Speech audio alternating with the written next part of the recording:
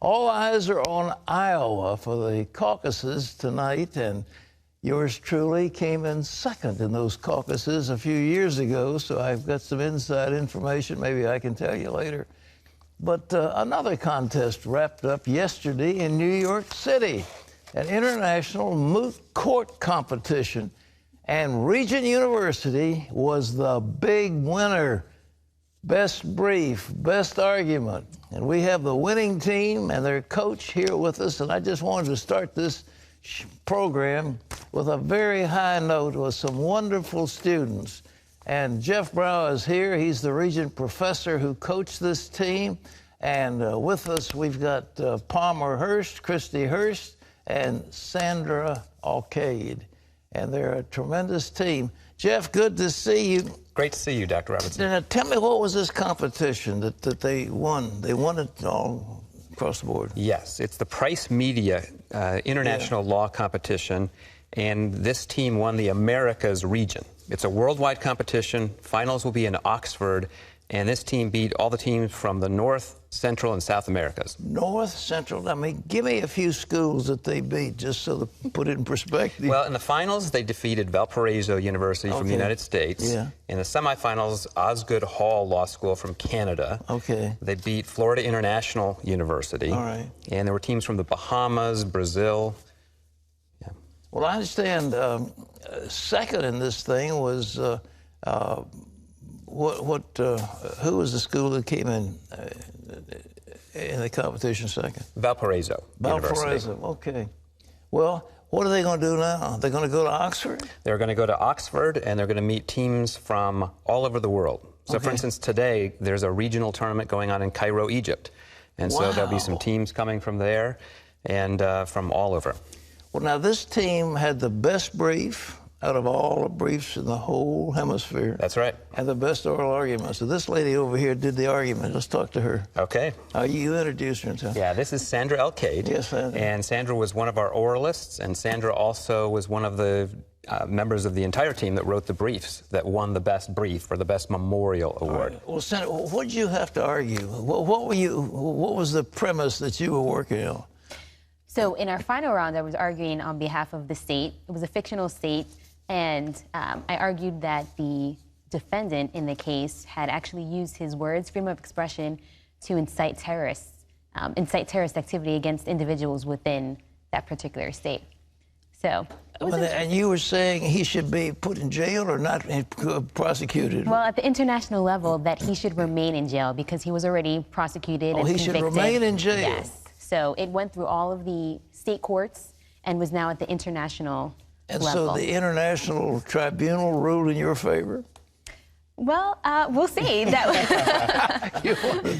didn't tell us what they thought the merits of the case were, but they said we were the best oralists. So. Best oralist. And who was up against you? Was there somebody arguing on the other side while you were in there? Yes, it was Palmer and I were the two oralists for our school arguing against Valparaiso University. They were arguing. What is Valparaiso? Am I supposed to know? That's in Chile, isn't it? No, this one's in Indiana. I'm kidding. Go ahead. It is in Chile, too, but all right. Were they good?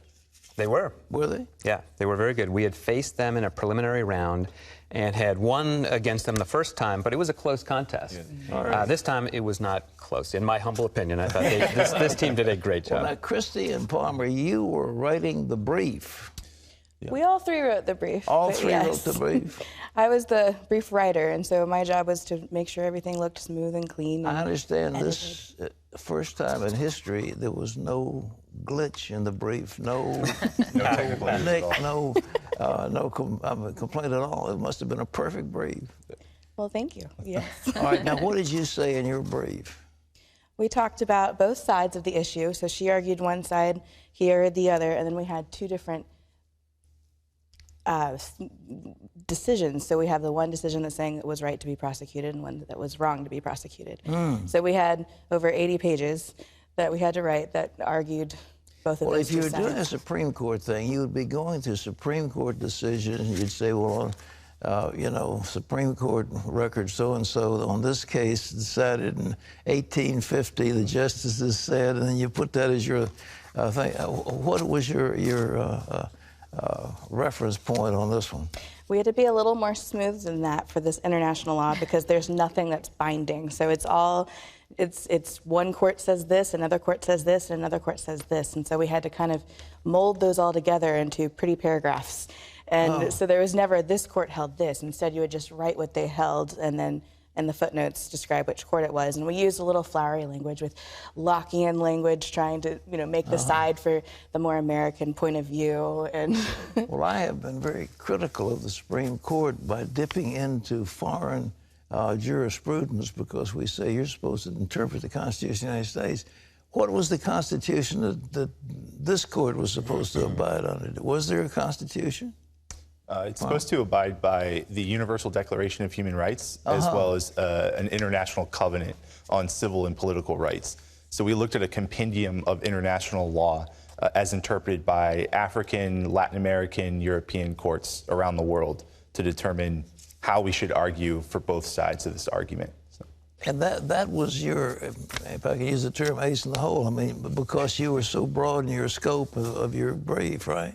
Yeah, well, that definitely gave us an edge. Our research gave us an edge on our competition, certainly, because we were able to pull from around the world and use the best language to make our case. Well, where did Valparaiso come in? They were just sticking with United States jurisprudence or not? For the most part, but we actually thought the Canadian team that we faced in the semifinals was by far the strongest team at the tournament, other than us. Yeah. And they had a brief that was excellent as well as we did. Well, our team got beat a few years ago by some Indians. Are you going to really get into that same bunch of Indians? It's possible.